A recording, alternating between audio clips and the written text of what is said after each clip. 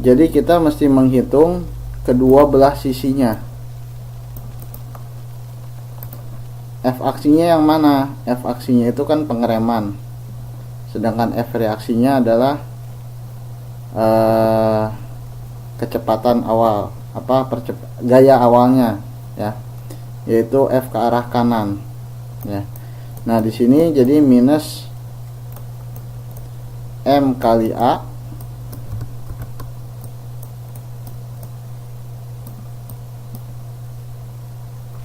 sama dengan M kali A di sini. Nah di sini M-nya M yang mana? M-nya sama 2000.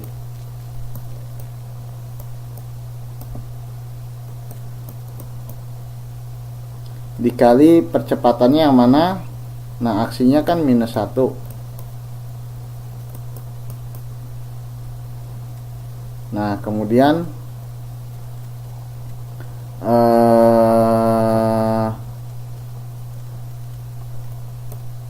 minus masanya tetap 2000 dikali aksinya percepatannya yang ini 2 meter per second kuadrat. Nah sehingga di sini hasilnya minus 2000, yang ini hasilnya 2000 dikali 2 atau hasilnya minus 4000. Jadi fenomena fisikanya ada gaya sebesar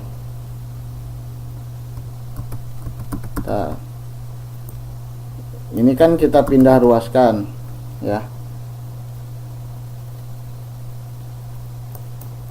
minus 2000 ditambah 4000,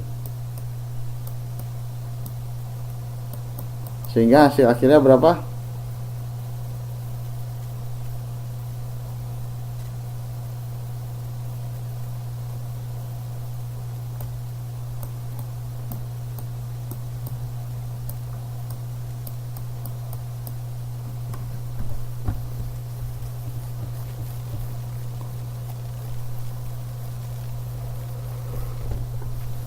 Loh kok 6000 Mbak Monica?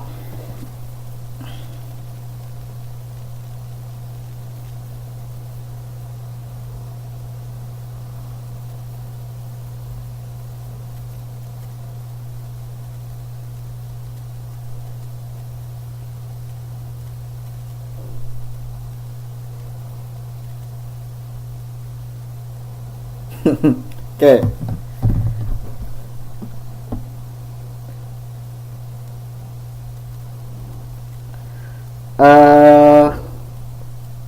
Tapi ini oke. Balik ke yang tadi. Jadi yang tadi juga sama.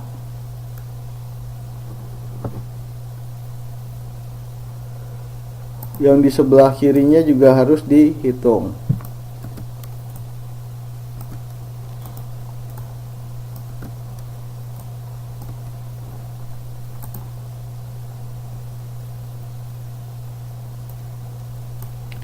Di sini ada M kali A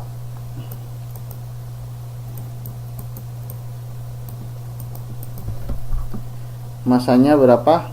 3 kg dengan percepatan yang diinginkannya 2 meter per second kuadrat, sehingga hasilnya 6. 3 kali 2 6, ya kan. Nah ini nilainya minus.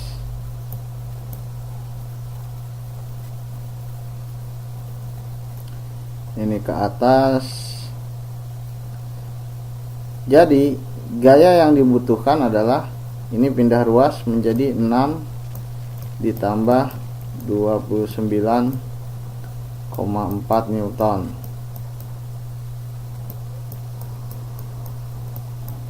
Sama dengan berapa?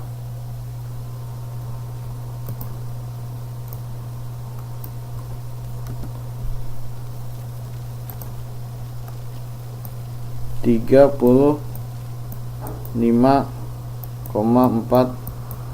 Newton.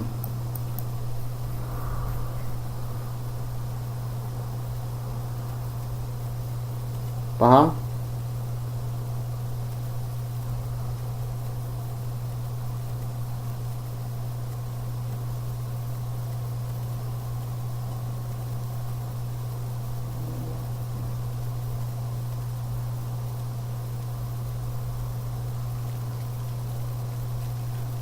Ada yang masih bingung?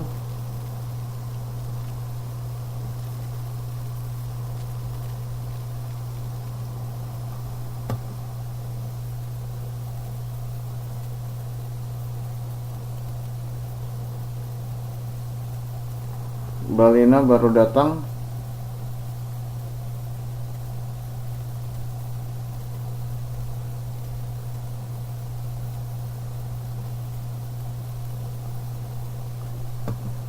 Oke. Ini mah saya nggak akan maju nih.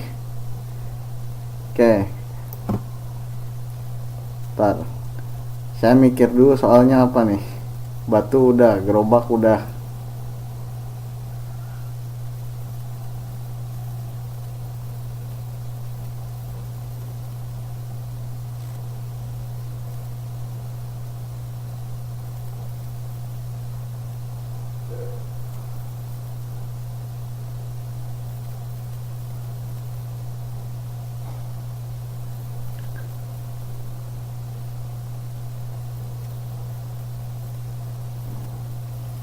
Iya, sebentar.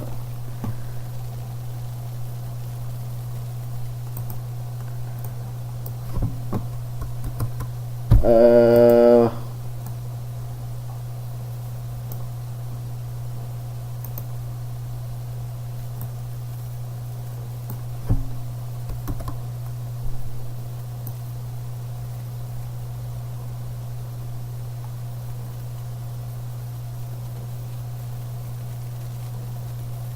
kayak misalkan ini sebuah roket.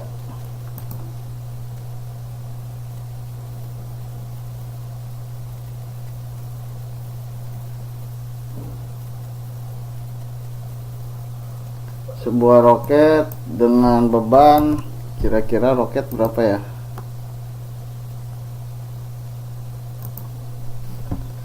Dia punya massa katakanlah 100 ton.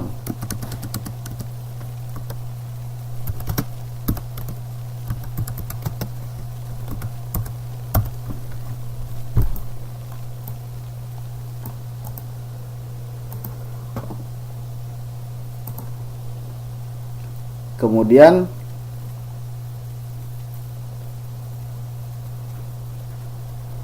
tujuannya dia ingin meluncur ke atas. Meluncur ke atas dengan percepatan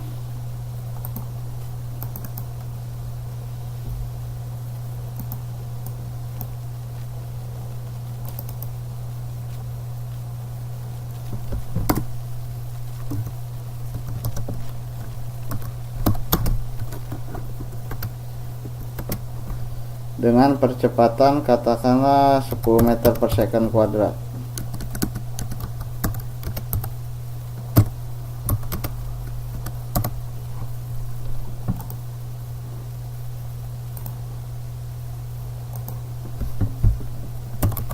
Berapakah gaya yang dibutuhkan untuk menerbangkan roket tersebut? Silahkan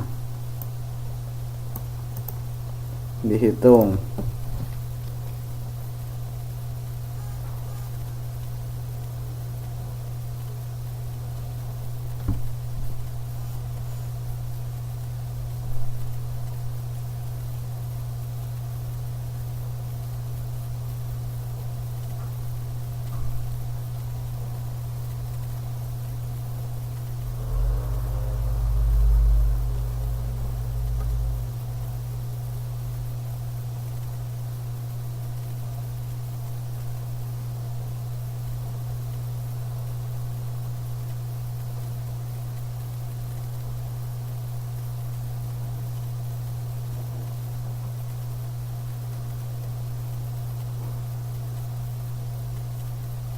Ini lagi ngitung kan ya.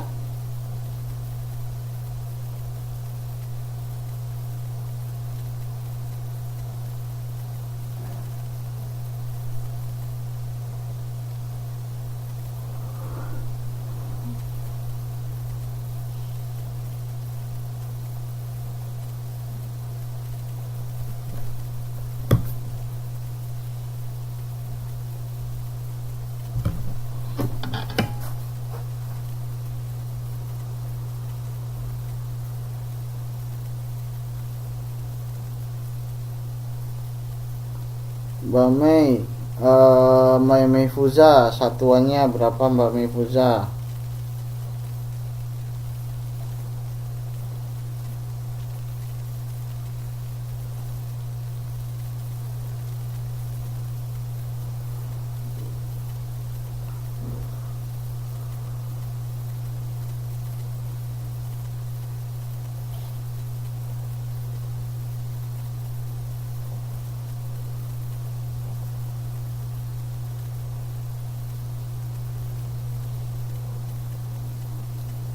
Seratus ton itu berapa kilogram? Coba hati-hati.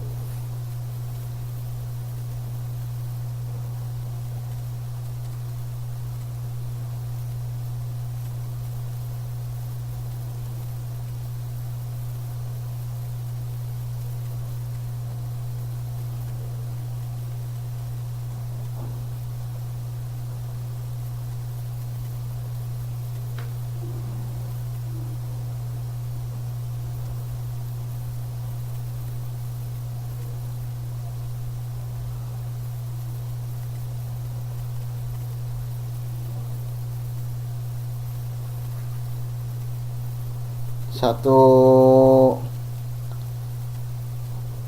satu ton itu 1000 kilogram. Berarti kalau 100 ton berapa? Coba hati-hati.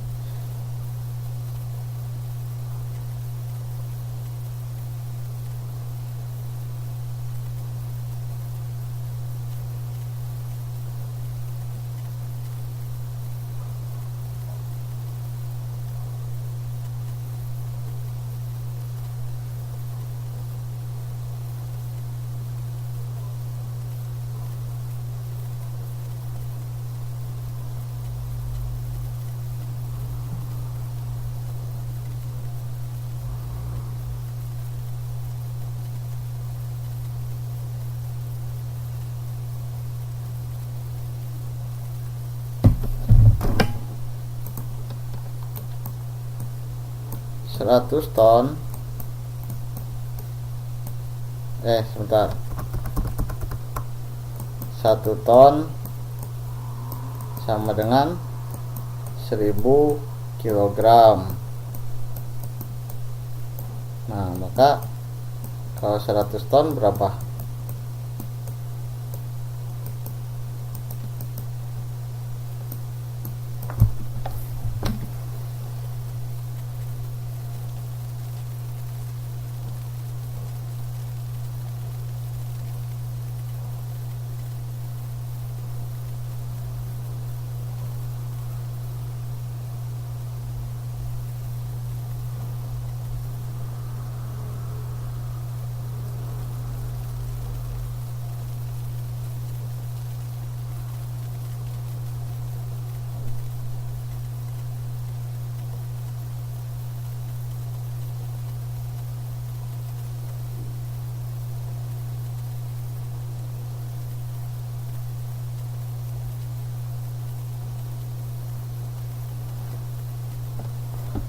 Seratus ribu kali 9,8. Oke.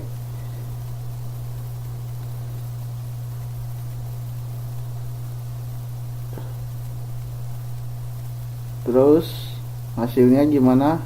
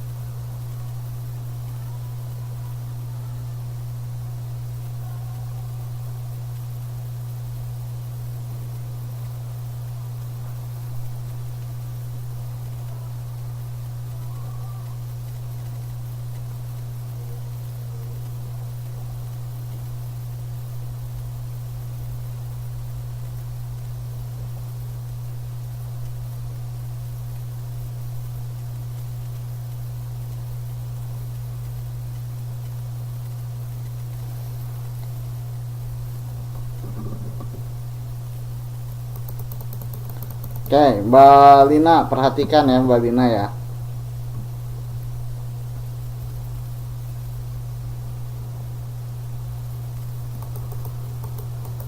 Yang lain gimana? Nah, gini ceritanya nih Mbak Lina yang baru datang. Ini ada sebuah roket, ya. Sebuah roket, dia lagi siap lepas landas, jadi ada di bawah tanah, di atas tanah. Nah,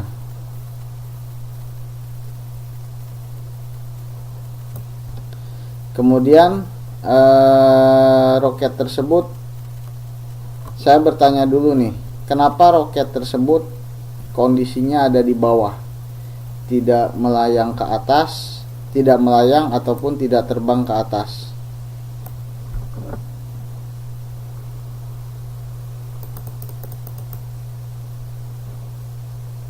Karena ada gravitasi bumi yang menarik roket tersebut ke bawah, ya.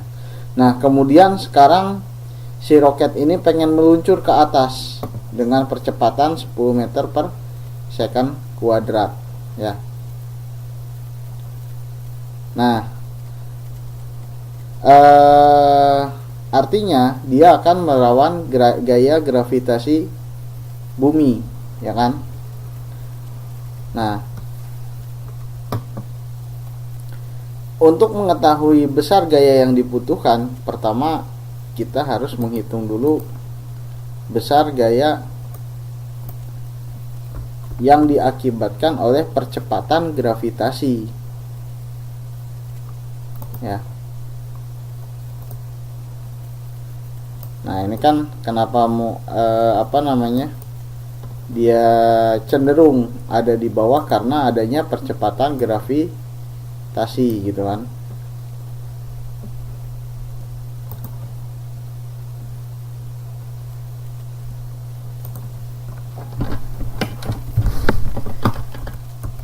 Katakanlah besar gaya yang dihasilkan oleh gaya gravitasi bumi ini disebutnya Fb. Nah, Fb sudah kita bahas kemarin, rumusnya apa? Massa dikalikan percepatan. Nah, masanya massa apa? Massa si roket 100 ton, atau kita harus merubahnya menjadi kilogram karena satuan internasionalnya kan kilogram, ya. Ini satuannya nggak saya tulis. Dikalikan percepatan gravitasi bumi 9,8 meter per second kuadrat. Dari mana 9,8 meter per second kuadrat? Jadi kalau misalkan di sini di soalnya saya tidak menuliskan berapa nilainya, berarti nilai ini yang digunakan, ya. Jadi percepatan si gravitasi bumi ini ya nilainya segini gitu, ya. Kemarin kan konsep berat itu kan yang dimaksud dengan massa adalah jumlah zat yang dikandung pada suatu benda, sedangkan berat adalah hasil kali dari massa dengan percepatan gravitasi bumi. Artinya berat suatu benda itu akan berubah-ubah tergantung kepada tempatnya, ya. Nah, kenapa berubah-ubah? Karena percepatan gravitasi bumi dan bulan contohnya itu berbeda, ya kan. Jadi berat tubuh seseorang itu akan menjadi lebih ringan ketika ada di bulan karena percepatan gravitasinya lebih kecil, ya. Atau ketika orang terbang ke atas, semakin menjauhi inti bumi, sebetulnya berat tubuhnya semakin berkurang karena pengaruh gaya gravitasinya juga berkurang, ya. Jadi kalau tadi nanya dari mana 9,8, yaitu jawabannya ya 9,8 adalah percepatan gravitasi bumi, sehingga didapatkan F bawahnya adalah 100.000 dikali 9,8 jadinya berapa? 980.000 Newton. Nah, sekarang logikanya dulu ya. Dia tertarik ke bawah oleh gaya yang sedemikian besar, 980.000 Newton, atau saya kecilkan saja supaya enak. Jadi 980 kilonewton ya. Jadi dia tertarik ke bawah dengan gaya sebesar 180 kilonewton. Nah, sekarang dia ingin berangkat ke atas. Otomatis gaya ke atasnya harus lebih besar atau lebih kecil?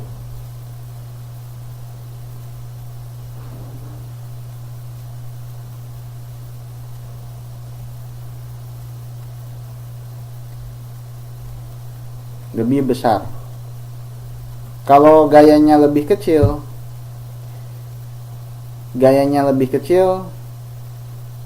dia akan naik ke atas nggak? Nggak naik. Kalau gayanya sama,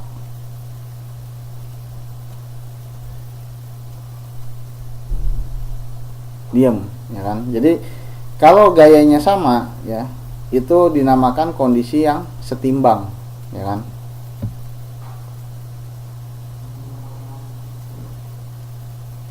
Gaya yang sama itu udah kondisinya setimbang. Sama seperti halnya dengan kalau kita tarik tambang, ya kan? Kan ditarik ke arah berlawanan tuh. Nah, kalau misalkan kedua tim menarik dengan tenaga yang sama, berarti kan posisinya nggak akan berubah kan, akan tetap di situ gitu kan, nggak akan ke arah tim A atau nggak akan ke arah tim B, ya kan. Nah, itu gaya yang setimbang. Nah, artinya untuk berangkat ke atas dia butuh gaya yang lebih besar, ya kan. Nah, jadi di ruas kiri ini kita hitung gaya atasnya dengan menggunakan tadi persamaan hukum Newton ya. Aksinya apa? Aksinya kita ingin dia berangkat ke atas, ya kan.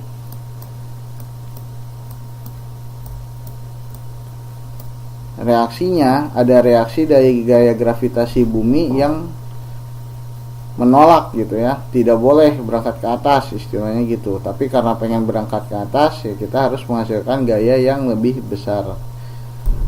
Nah, jadi kita hitung di kedua sisinya.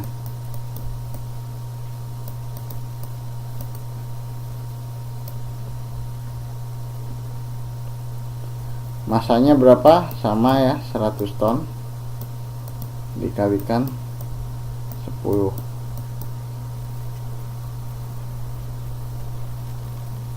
Di sini juga sama. Di sini udah ketemu tadi 980 kilonewton. Oh iya, sorry. 1 juta apa 100.000 Mbak Monica?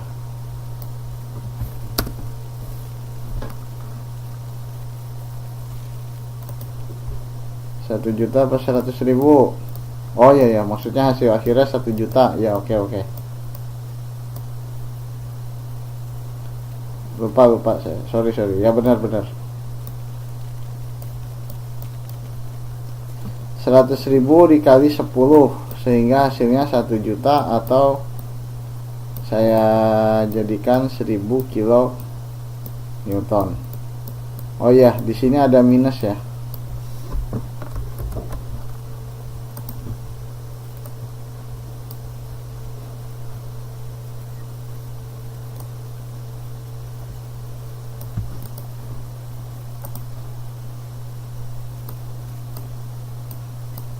Di sini ada minus.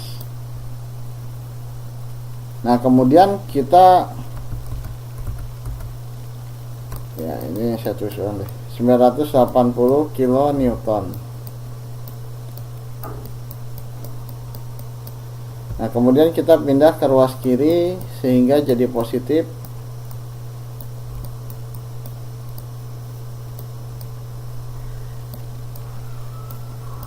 Maka hasilnya adalah 1980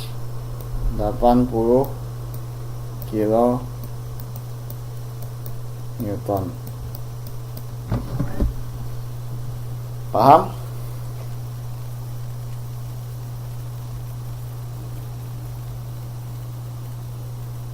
Ya, alhamdulillah. Yang lain paham?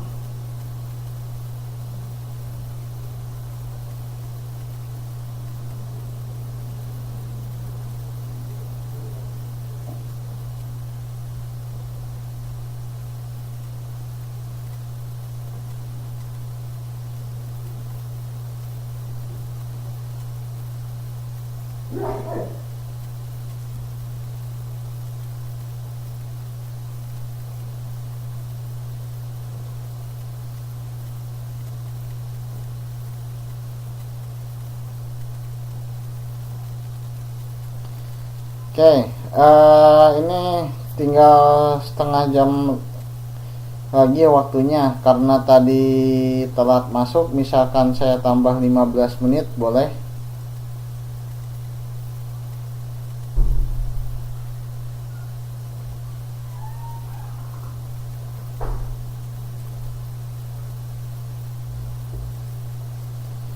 Sama ini juga masih dalam rangka saya membayar hutang, karena kemarin waktu hari Kamis saya tanya sama Ibu Nur Aini ya, yang ngajar PPKN. Ternyata dia butuh masuk kelas untuk menjelaskan. Kemudian ya saya juga nggak mau ganggu, kan mau soalnya UTS ya, mau UTS takutnya ganggu, ya udah. Nah, pas hari Sabtu kebenaran saya ada kerjaan, jadi nggak bisa. Jadi ini saya masih dalam rangka mencicil utang ya. Oke, jadi nanti saya tambah 15 menit ya. Oke, ini kalau misalkan udah paham, saya stop dulu sampai sini tentang hukum Newton, gaya massa ya. Saya mau lanjut dulu sedikit. Nah, nanti kan minggu depan kita UTS, tapi sebelum UTS saya akan review lagi gitu ya.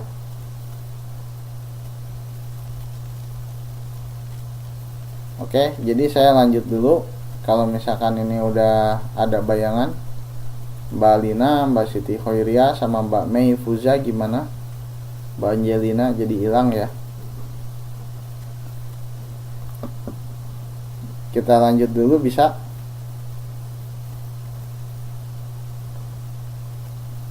Oke, baik. Ini sebenarnya saya melanjutkan, masih ada kaitannya dengan gaya ya, massa dan berat. Lebih banyak teori sebenarnya. Ini tentang gaya gesekan ya. Jadi gaya gesekan adalah gaya yang terjadi antara sentuhan langsung antar dua permukaan yang arahnya berlawanan dengan kecenderungan arah gerak benda. Contohnya apa? Contohnya proses pengereman yang terjadi pada sebuah kendaraan ya. Jadi kalau misalkan ini roda berjalan di atas tanah gitu ya. Ya di jalan. Nah, misalkan dia berjarak pada sumbu horizontal ke arah kanan gitu. Kecenderungannya ke arah kanan geraknya. Nah, kemudian terjadi sebuah pengereman ya. Jadi misalkan ini direm. Waduh, hilang di suaranya. Misalkan ini direm,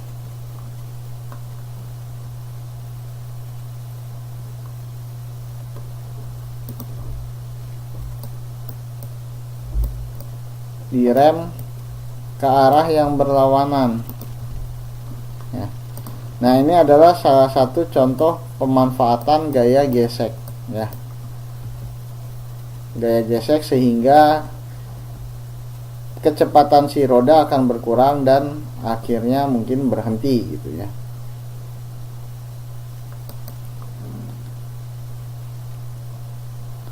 Nah, gaya gesekan ini bisa jadi menguntungkan atau bisa jadi merugikan. Contoh gaya gesek yang menguntungkan yang tadi ya, gesekan pada pelek mobil dengan kanvas rem. Kok ini kanvas ya, kanvas mestinya ya, sorry, kanvas rem. Ini nggak dihapus Mbak Siti Hoiriah, saya pindah ke slide yang lain. Mbak Siti masih nggak bisa dengar suara saya?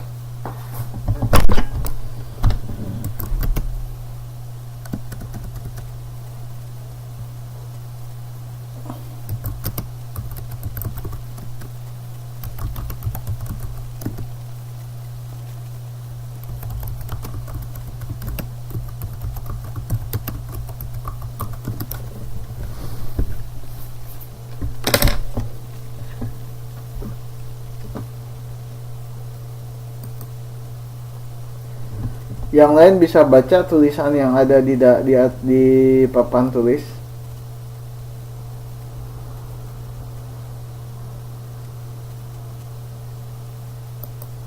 Oke. Ya, ini prinsip gaya sama. Kemudian gaya gesekan antara telapak kaki dengan jalan, ya. Jadi kalau permukaan lantainya licin, ada air, berarti gaya gesekannya akan berkurang, ya kan? Nah, kalau gaya gesekannya berkurang, resikonya apa? Resikonya ya orang bisa terpeleset, ya. Jadi gaya gesekan pada lantai, jadi yang terjadi antara lantai dengan telapak kaki ini termasuk gaya gesekan yang menguntungkan, ya. Karena mengurangi resiko orang untuk terpeleset.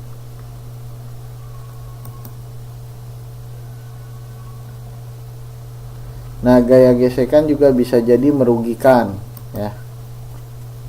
Contoh gaya gesekan antara jalan dengan ban. Kenapa gaya gesekan jalan dengan ban merugikan?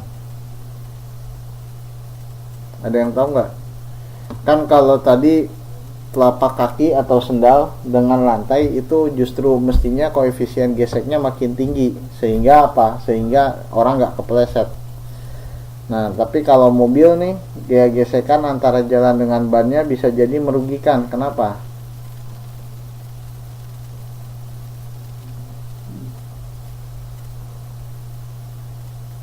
Ada yang tahu nggak? Licin bannya. Nah, kalau gaya gesekannya terlalu besar, ya, pada ban, itu akan menyebabkan bannya aus atau botak. Yang pada akhirnya apa? Menghilangkan gaya gesek sama sekali, sehingga ya tadi itu licin, bannya botak. Nah, bannya botak itu kan bisa menyebabkan kecelakaan.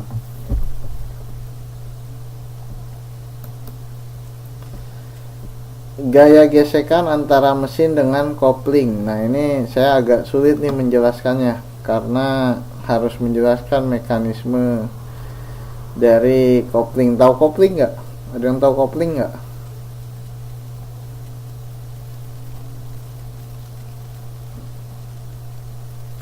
Ada yang tahu kopling?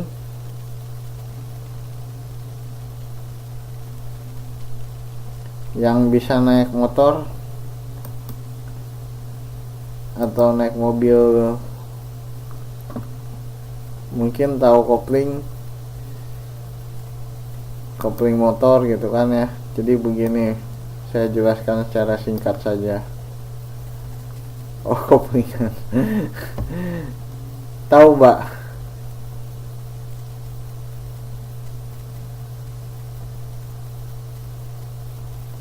Nah, kopling itu, Mbak, ya. Jadi dia merupakan elemen penghubung antara mesin dengan roda.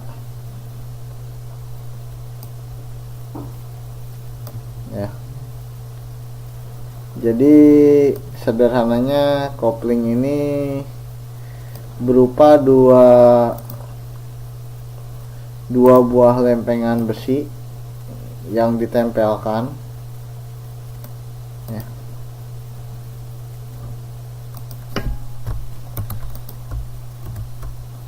suatu saat ditempelkan dan suatu saat dilepas gitu.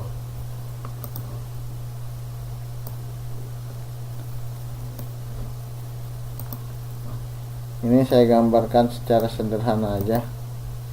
Jadi misalkan ini mesin,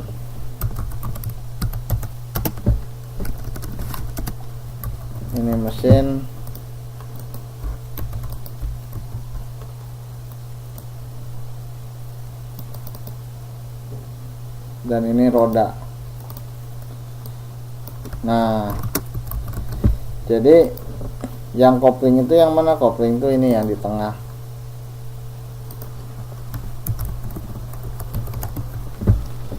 Nah, kopling ini bisa digerakkan, dibuka gitu, terlepas seperti ini ya. Jadi kalau misalkan naik motor yang motor besar gitu ya, kan ada koplingnya. Nah, itu ketika mau memindahkan giginya, pindah dari gigi 1 gigi 2, itu kan koplingnya ditekan, kemudian fenomena yang terjadi adalah kedua lempengan besi ini terlepas ya, sehingga putaran yang ada dari mesin tidak terhubungkan kepada roda. Nah, disitulah terjadi pergantian posisi gearbox ya. Nah, kemudian setelah pergantian itu selesai, koplingnya dilepas lagi sehingga nyambung lagi. Nah, ketika nyambung ya dia jalan lagi. Nah, gaya gesekan di sini kalau misalkan di sini terjadi gaya gesekan, ini akan merugikan ya. Gaya gesekan itu terjadi jika koplingnya sudah haus ya. Koplingnya sudah haus sehingga terjadi gesekan ya. Seharusnya ketika menyambung dia tidak terjadi gesekan. Jadi putaran yang disalurkan oleh mesin atau daya yang disalurkan oleh mesin 100% diteruskan kepada roda. Nah, ketika terjadi gaya gesekan, maka dayanya akan berkurang ya. Daya kepada rodanya akan berkurang. Nah, itu contoh dari gaya gesekan yang tidak menguntungkan atau merugikan. Nah, gaya gesek antara udara dengan mobil ya. Jadi udara itu merupakan salah satu media penghambat dari jalannya mobil. Mobil itu kenapa dibuat, sering mendengar kata aerodinamis? Pernah dengar kata aerodinamis? Dinamis. Tahu kata aerodinamis?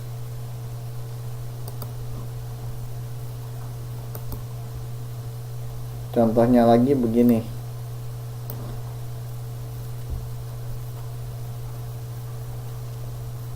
Nah, ini menurut teman-teman mana yang mobil yang bisa lebih ngebut ya. Ini saya gambar mobil ceritanya nih.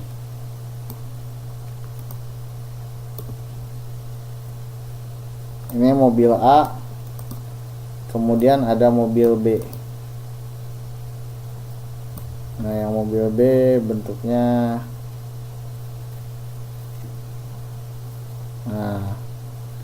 bentuknya mobil van.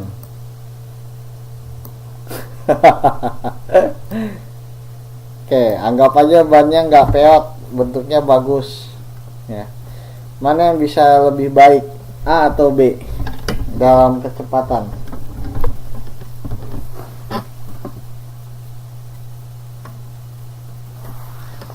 Kenapa A? Kenapa B?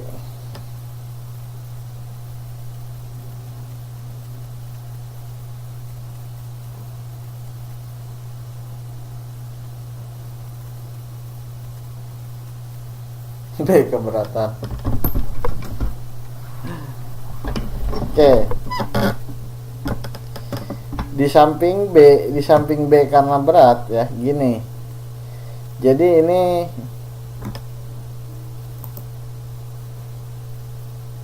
garis yang merah ini adalah udara ya. Udara ini kan datang ya karena dia bergerak ke arah kanan, sehingga udaranya relatif ke arah kiri gitu ya, bergerak relatif ke arah kiri. Nah, di sini kita lihat ya semuanya akan nubruk gitu ke bagian kaca yang ini, sedangkan yang ini karena kacanya bentuknya miring, jadi udaranya begitu ya. Aliran udaranya, flow-nya itu lebih halus, lebih lembut, lebih smooth daripada yang ini. Yang ini mesti gini, terbayang? Sehingga di sini hambatannya lebih besar. Jadi hambatan A akan lebih kecil daripada hambatan B ya. Nah, gaya gesekan ini merupakan contoh gaya gesekan yang merugikan karena si mobil ini mendapat hambatan dari udara ya. Udara seperti ini bisa jadi menguntungkan bagi siapa? Bagi perahu layar. Nah, ini perahu layar ini kan sengaja dia bikin layar gede gitu. Untuk apa? Supaya ada angin yang meniupnya sehingga si perahu bisa bergerak gitu kan. Jadi kalau bagi mobil gaya gesekan seperti ini merugikan, tapi bagi perahu gaya gesekan ini menguntungkan.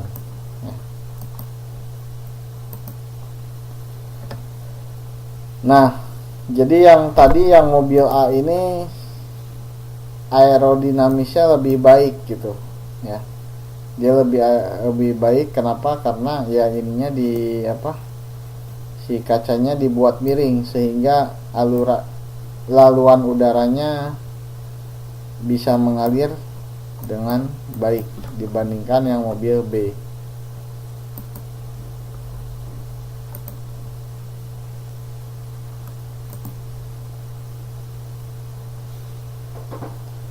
Oke, bagaimana mengatasi gaya gesekan yang merugikan?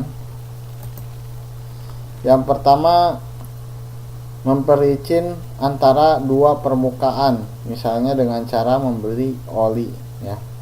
Nah, ini memperlicin itu antara kedua permukaan itu tergantung aplikasinya ya. Kalau misalkan di lantai dikasih oli, nah itu justru bukan bagus, tapi jelek ya. Atau kita pisahkan dua permukaan yang bersentuhan dengan udara ya. Nah, contohnya sebenarnya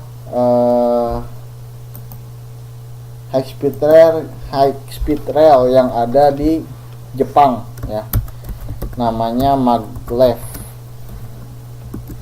Nah, maglev ini dia menggunakan magnet supaya kereta apinya jadi melayang sedikit di atas relnya ya. Nah, jadi tidak ada gaya gesekan yang terjadi antara si kereta dengan si rel. Nah, itu jadi menguntungkan ya di situ. Menghilangkan gaya gesekannya di situ menguntungkan. Nah, bagi yang teman-teman yang penasaran apa itu maglev, silakan di googling ya. Ini teknologi yang sangat canggih ya. Nah, kemudian atau memberi roda pada benda. Ya, contohnya begini. Ini sangat sederhana sebetulnya. Umpamanya kita punya meja. Gak usah saya gambarin kali ya. Umpamanya kita punya meja. Si meja ini kalau meja makan ya, karena dia meja makan, ya harus stay atau tetap di satu tempat ya, nggak boleh bergerak-gerak. Masa meja makan bergerak-gerak? Tapi kalau misalkan mejanya punya fungsi tertentu dan dibutuhkan supaya pindah tempat gitu, pindah tempat mengikuti kita umpamanya. Nah, cara yang bisa kita tempuh untuk mempermudah pergerakan meja tersebut adalah dengan memberikan roda, ya, memberikan roda. Nah, roda ini kan bentuknya apa? Bentuknya bulat ya, sehingga dia bisa meluncur dengan baik di atas lantai. Nah, oke, gaya gesekan sampai situ cuman teori aja, karena kalau sama hitungannya lumayan agak pusing ya. Ada yang mau ditanyakan sebelum saya masuk ke yang terakhir, pesawat sederhana?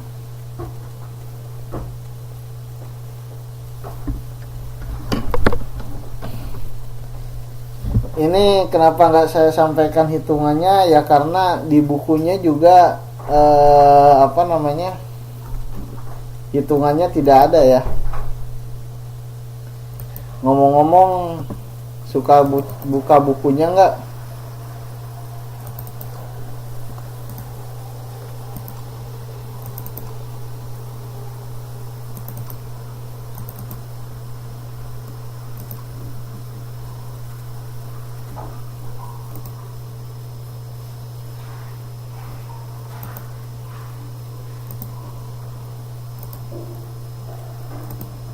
Modulnya suka dibuka nggak? Nggak download, waduh mantap ini, nggak ada buku. Nah, terus belajarnya pakai apa? Pakai video saya, video YouTube.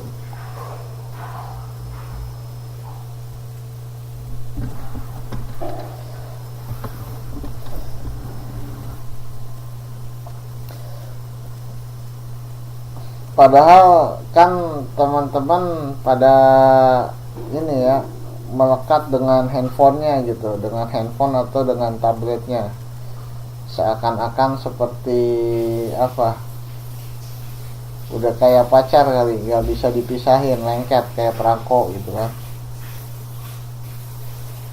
Nah kan tinggal ini, tinggal lihat di handphone kalau buku yang digital gitu.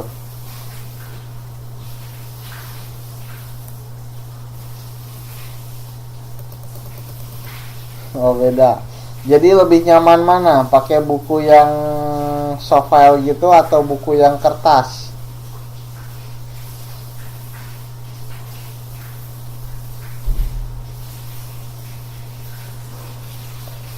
Oke, sama aja. Kalau misalkan merasa lebih nyaman pakai buku yang kertas, coba disampaikan atau ditanyakan ke ke Pak Bambang gitu, Pak mana bukunya gitu.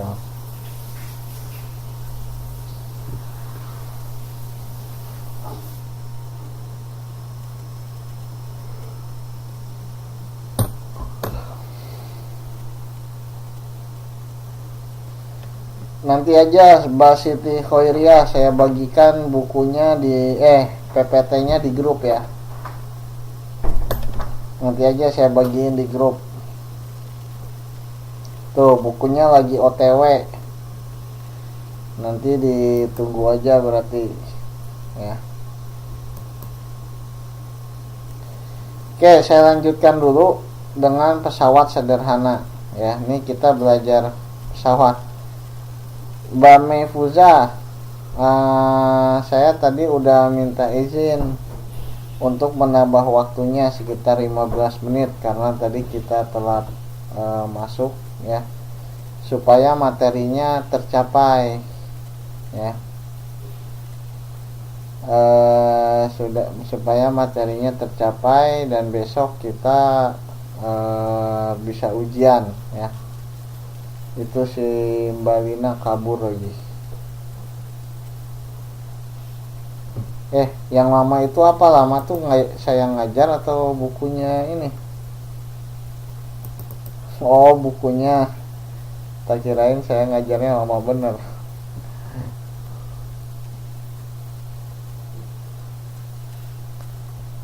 Oke, kita lanjutkan dulu ke pesawat sederhana ya. Ini pengertian pesawat sederhana. Jadi pesawat sederhana adalah alat yang digunakan untuk mempermudah suatu usaha, ya. Jadi jangan dibayangkan yang akan kita bahas ini adalah pesawat terbang, ya. Ya, ini yang sederhana aja pesawatnya, ya. Intinya adalah ini adalah sebuah alat yang digunakan untuk mempermudah suatu usaha. Usaha apa? Usaha di sini juga bukan usaha bisnis. Nah, kalau pesawat telepon biasanya digunakan dalam usaha PDKT, nyari pacar gitu kan, nyari jodoh, itu pesawat telepon.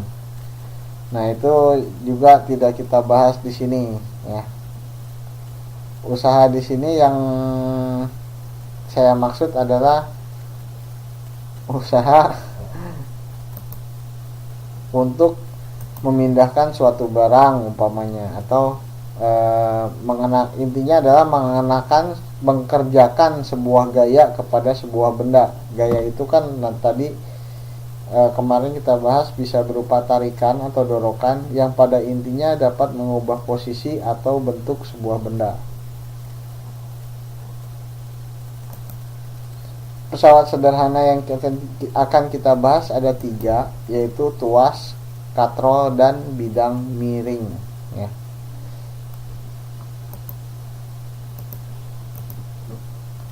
Oke, kita bahas satu-satu. Tuas, ya. Nah, tuas ini merupakan pesawat sederhana yang berbentuk batang keras. Diklasifikasikan menjadi 3, tuas lengan pertama, tuas kelas kedua, dan tuas kelas ketiga, ya. Nah, ini adalah gambaran sebuah tuas, atau bisa kita sebut juga pengungkit, ya. Di sini ada sebuah beban atau gaya, ya. Kemudian ini ada yang dimaksud dengan batang yang keras itu, ini papan triplek. Dia ditumpuk, ya. Jadi kalau ditumpuk pada sebuah titik untuk supaya dapat memindahkan beban tersebut. Nah, bisa dibayangkan kalau misalkan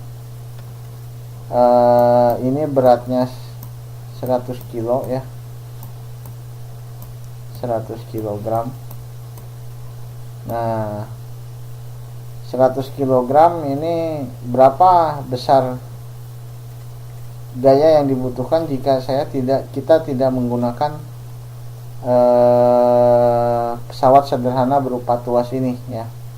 Jadi kalau benda 100 kg seperti yang tadi kita sudah pelajari, berarti dia mempunyai gaya reaksi ke bawah sebesar 9,8 kali 100, jadi 980 Newton ke bawah. Berarti besar yang gaya yang harus kita keluarkan adalah 980 Newton ke atas minimalnya, ya. Minimalnya 980 Newton ke atas. Nah, dengan adanya tuas seperti ini diharapkan bisa membantu atau meringankan gaya yang akan kita keluarkan untuk memindahkan benda tersebut, ya. Nah, nanti kita coba buktikan perbedaan antara kalau kita menggunakan pesawat sederhana dengan menggunakan tangan kosong. Berapa gaya yang kita keluarkan? Lebih besar mana, tangan kosong atau pakai pesawat sederhana? Oh ya, satu lagi lewat.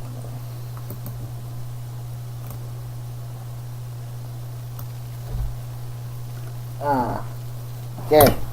Suara saya masih kedengeran, ya, berarti, ya.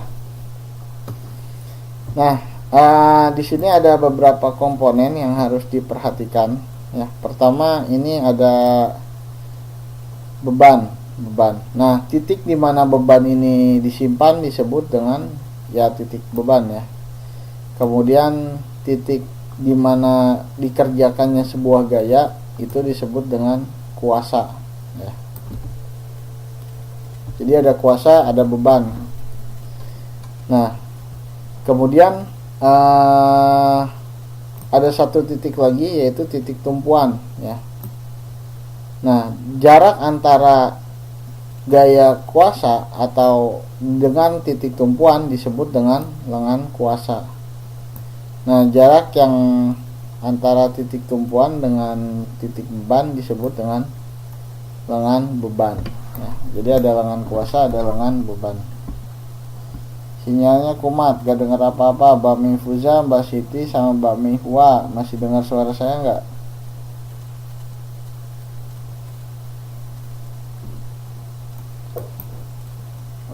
Mbak Monika nih. Dah, nah sinyal naik torrent dulu lah. Nah, pembagian tuas ini menjadi 3 kelas didasarkan kepada posisi dari titik tumpu, titik beban, dan titik kuasanya ya.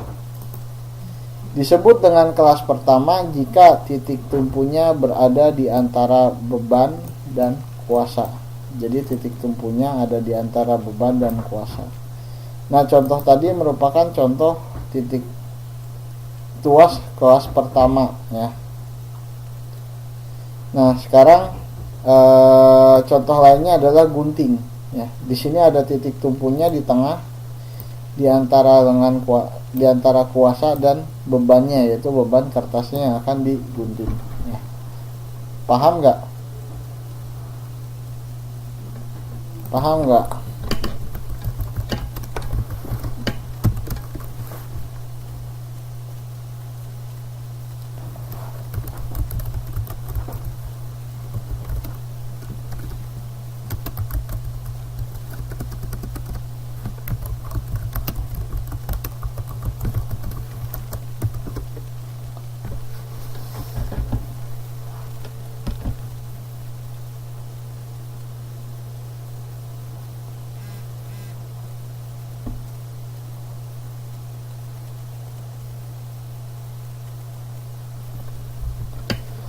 Oke.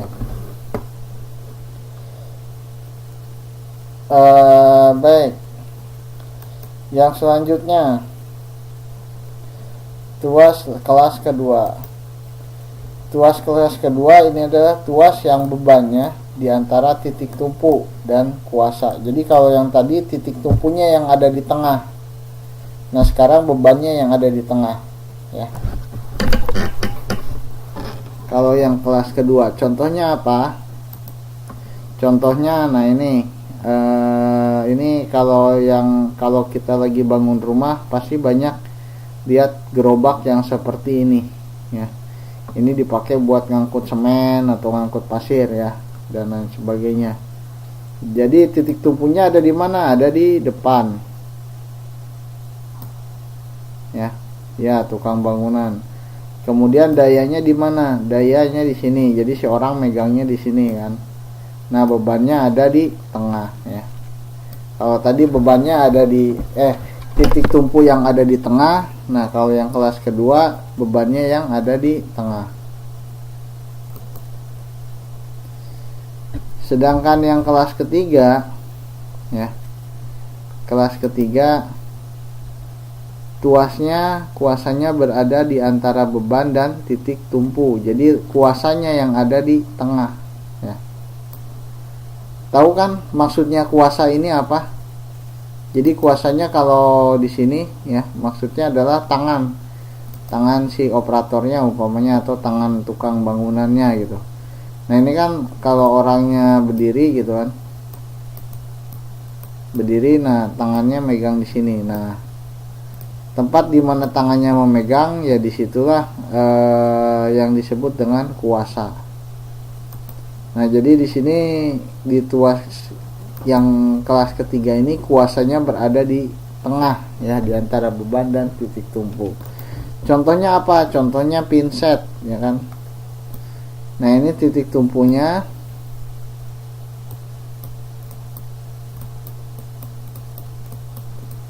Titik tumpunya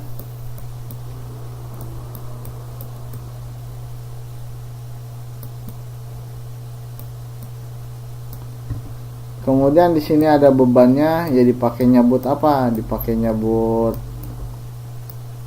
uban misalkan. Kemudian ya di sini tangan orang atau lengan kita yang menggerakkan atau membuka tutup si pinset ya. Gambar pinsetnya hilang. Lalu hilang kemana? Sekarang Mbak Monikanya yang hilang. Oke, ini supaya lebih jelasnya kita lihat perbandingannya ya kan. Kalau tadi saya sampaikan bahwa yang jenis pertama ini titik tempuhnya yang berada di tengah antara lengan kuasa dan beban. Ini bebannya kurang ke kiri nih gambarnya ya. Kemudian kalau yang jenis kedua, titik bebannya yang ada di tengah. Titik bebannya yang ada di tengah. Yang jenis ketiga, kuasanya yang ada di tengah ya. Paham?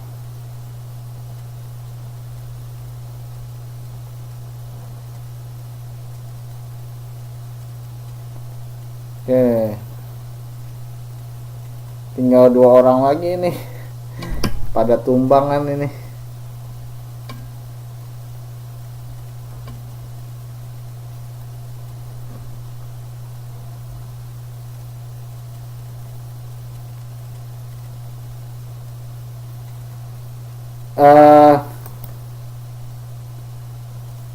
Yang ketiga katrol ya. Kelas yang lain sebenarnya kurang lebih sama. Ini kalau di mata pelajaran yang lain gimana nih? Jarang-jarang yang masuknya atau pada rajin? Jangan-jangan pelajaran saya doang nih yang males nih.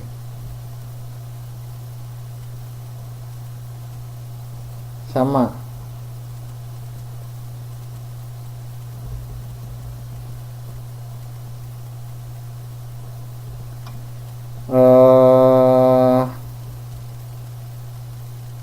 Ibu ketuanya udah jarang masuk, Mbak Diajeng ini jarang masuk sekarang.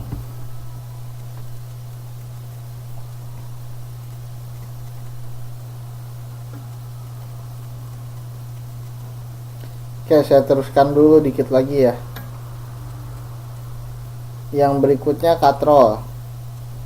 Tahu katrol kan? Siapa yang nggak tahu katrol?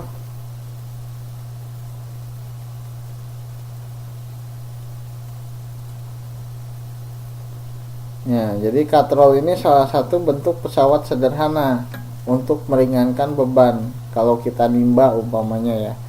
Jadi dia suatu roda yang bagian tengahnya berongga di sepanjang sisinya untuk menempatkan tali dan atau kabel. Ya prinsipnya sama, jadi dia mengangkat beban berat dengan kuasa yang sekecil-kecilnya, intinya seperti itu.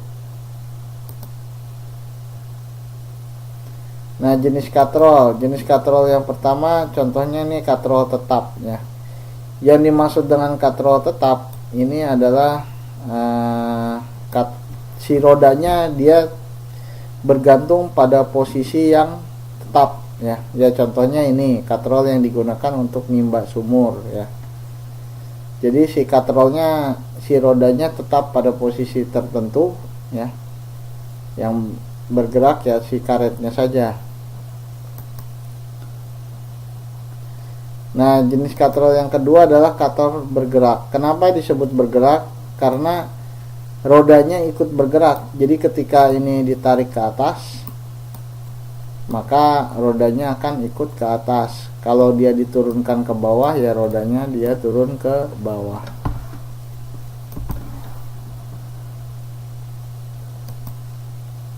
Wah, balik lagi dia.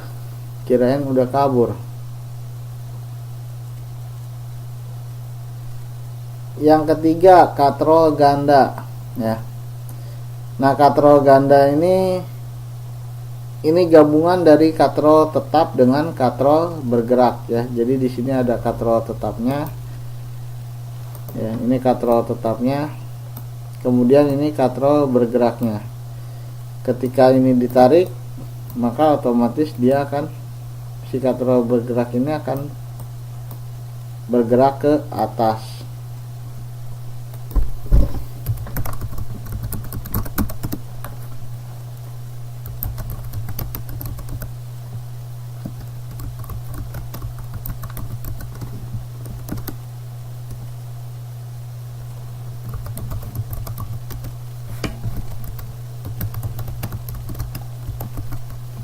Oke, ntar denger YouTube aja kalau gitu.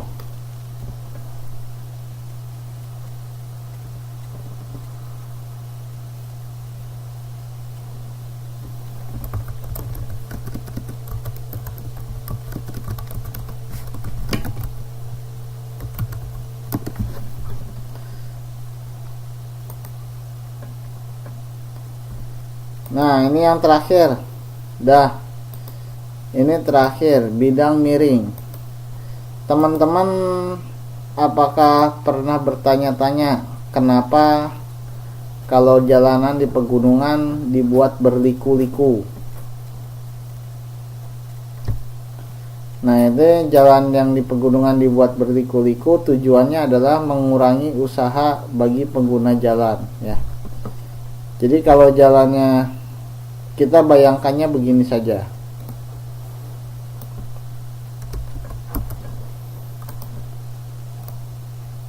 Nah, ini misalkan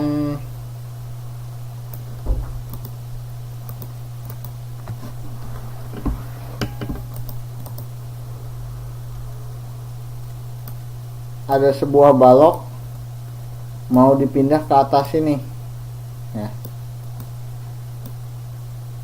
Ini pilihannya pertama ditarik ke atas, atau misalkan ada bidang miring sehingga dia bisa si baloknya bisa didorong begini ke atas ini sehingga bisa ke sini. Opsi mana yang lebih baik? Opsi B atau opsi A?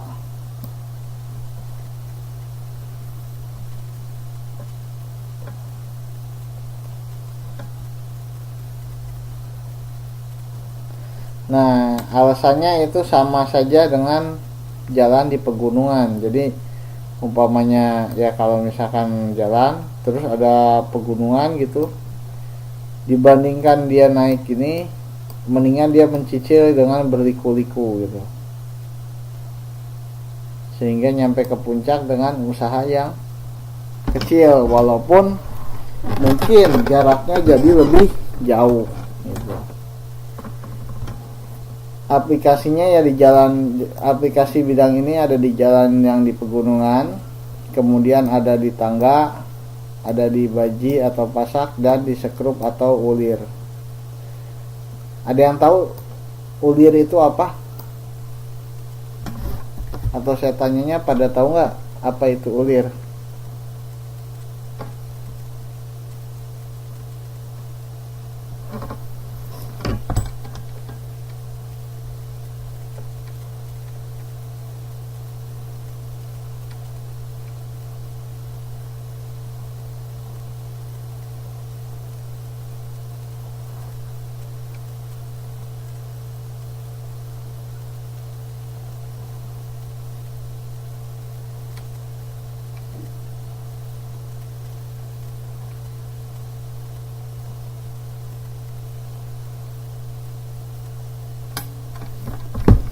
Ya, baut ya. Jadi ada di baut itu ada yang melingkar-lingkar.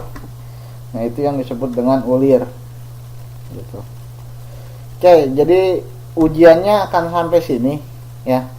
Sebenarnya di tuas ini ada hitungannya. Cuman saya sampaikan nanti aja minggu depan. Soalnya sekarang takutnya udah pada ngantuk, disuruh ngitung nanti nggak bisa paham gitu ya. Pada dasarnya masih menggunakan kesetimbangan gaya ya. Hitungannya masih menggunakan kesetimbangan gaya yang sudah kita pelajari. Jadi contohnya begini. Misalkan di sini bebannya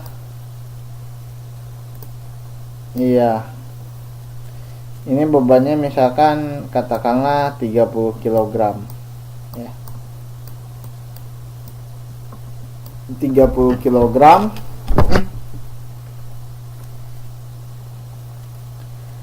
Nah, saya bisa membuktikan lebih mudah mana mengangkat 30 kg dengan menggunakan apa namanya,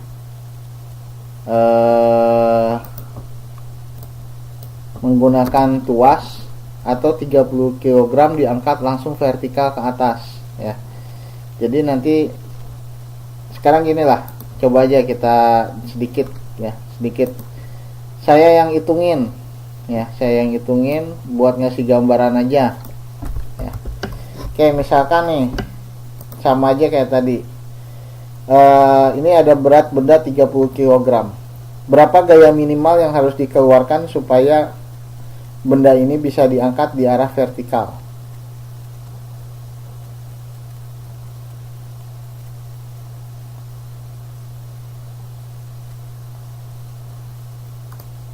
Cara ngitungnya kan F sama dengan M kali A yang tadi ya. Masanya 30, A nya 9,8.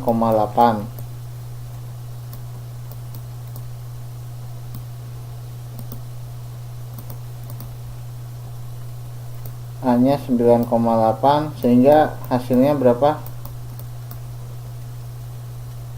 300 dikurangi 0,2, 0,6, berarti 290. 300 dikurangi 0,6, 299,4. Nah ya, jadi 299,4 Newton gaya kalau misalkan mau pakai diangkat langsung.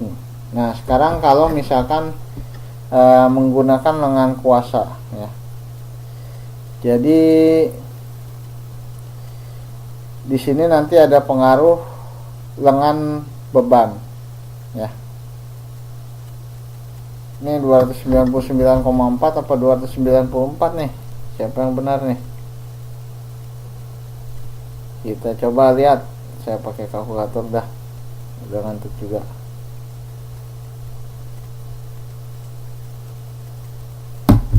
Bener saya yang salah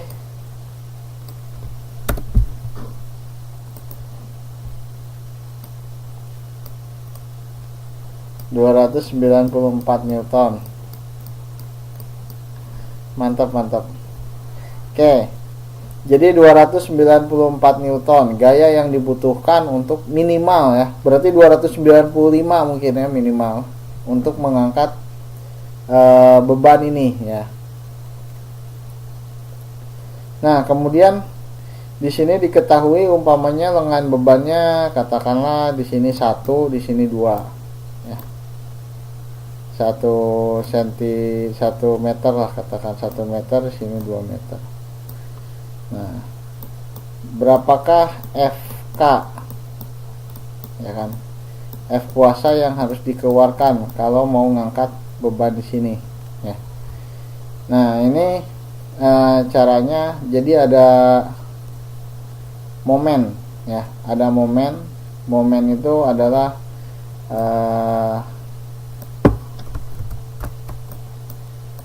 M sama dengan F kali S aja ya, dimana S ini adalah jarak.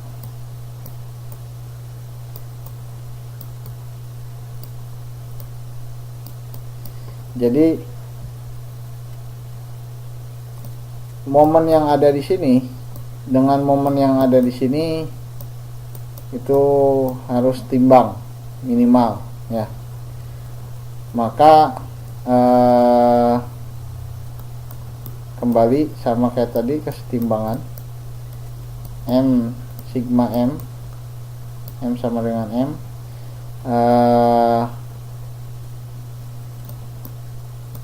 F dikali S sama dengan F dikali S.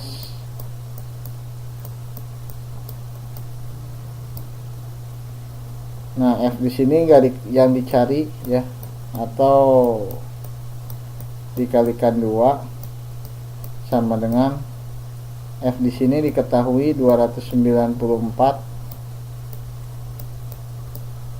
dikalikan S-nya 1 ya. Nah, sehingga di sini jadinya 2F sama dengan 294. Maka nilai F kuasa yang dibutuhkan adalah sebesar hanya setengahnya saja, atau 294 dibagi 2. Berapa Mbak Mon? 294 dibagi 2.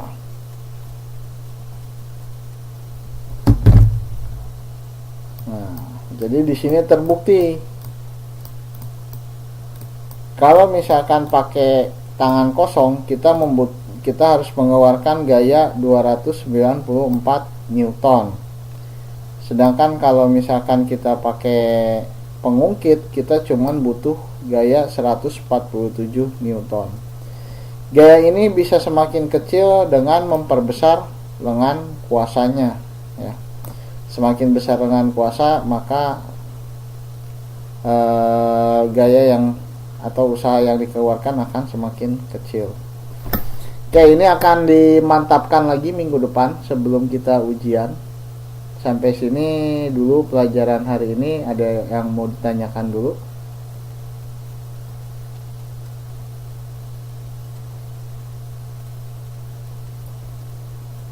Ada yang mau ditanyakan? Nggak ada? Baik, berarti kita sudah 3 kali pertemuan, bertemu 4 jam. Artinya saya punya utang 3 jam lagi ya. Mudah-mudahan ada kelas kosong, tetap beritahu saya, tapi jangan pas ujian, soalnya saya takut jadi ngeganggu, motong waktu mengerjakan ujian gitu. Saya nggak enak sama tutor yang lainnya gitu. Kalau tutornya berhalangan hadir karena alasan tertentu, baru saya akan menggantikan. Oke, kalau begitu saya cukupkan sekian. Mbak Meifuza, Mbak Meihua, sama Mbak Monica, 3 pejuang terakhir. Tetap semangat terus, jangan luntur semangatnya. Terus coba semangati teman-teman yang lainnya. Kalian udah setengah jalan ini ya teman-teman. Ini kelas ini udah setengah jalan, dari 6 semester udah 3 semester, tinggal 3 semester lagi gitu. Sangat disayangkan kalau misalkan berhenti di tengah jalan ya. Udah mengeluarkan setengah usaha, tinggal setengah usaha lagi selesai. Kalau berhenti, setengah usaha yang dikeluarkannya hasilnya jadi sia-sia gitu ya. Jadi tetap semangat, supaya ya sampai lulus ya.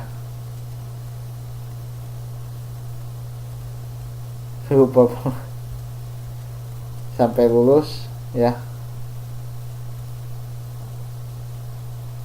Pada MD murid-muridnya maksudnya gimana, nggak ngerti aku nih.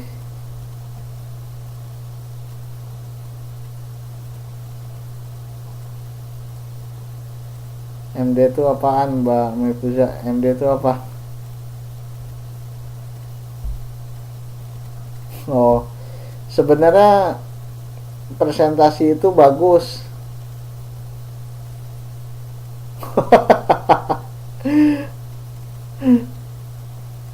Jadi gara-gara disuruh presentasi pada takut terus mundurin diri gitu.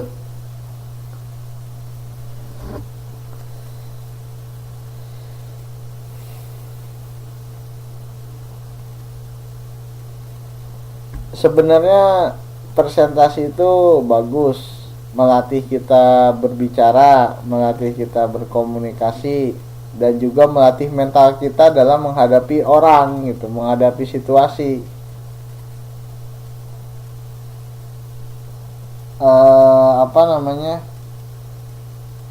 Jadi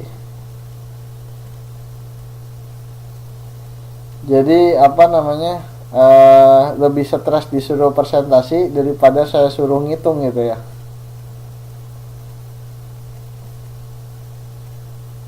Lebih stres pelajaran presentasi daripada pelajaran hitung-hitungan.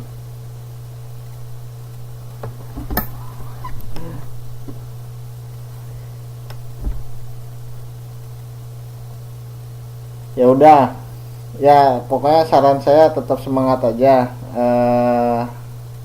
Ya semua yang dipelajari di sini insya Allah akan bermanfaat ke depannya.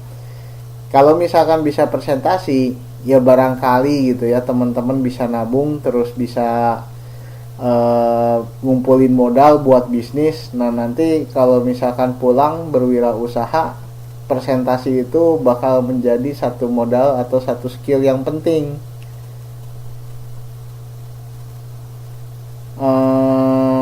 Buat meyakinkan orang. Jadi kalau ketemu orang nih, saya punya bisnis ini, saya bisa begini, nah itu presentasi itu jadi penting gitu. Nah kalau misalkan bisa presentasi yang baik, sukses, ya insya Allah bisa meyakinkan orang gitu. Jadi bisa buat kerjasama atau bagaimana gitu. Ya oke lah ya. Ya kurang lebih gitulah. Pokoknya setiap pelajaran insya Allah ada manfaatnya. Ya ditekuni aja, tetap semangat. Baik, saya kira sampai sini dulu pertemuan kita hari ini. Terima kasih atas perhatian dan semangatnya. Selamat beristirahat. Kita jumpa lagi minggu ya. Kenapa ada yang tanyakan?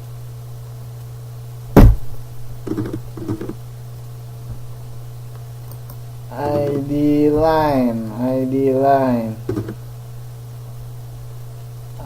line, aduh, ID line saya apaan ya?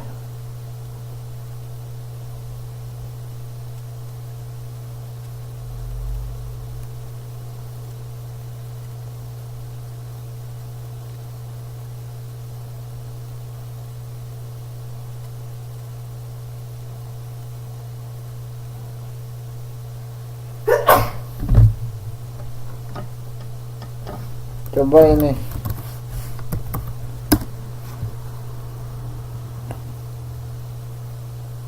Daun pisang lagi. Ntar saya tanya istri dulu, mau pepes lagi nggak? Kalau mau mepes lagi ntar saya hubungi Mbak Iwa lagi. Ya.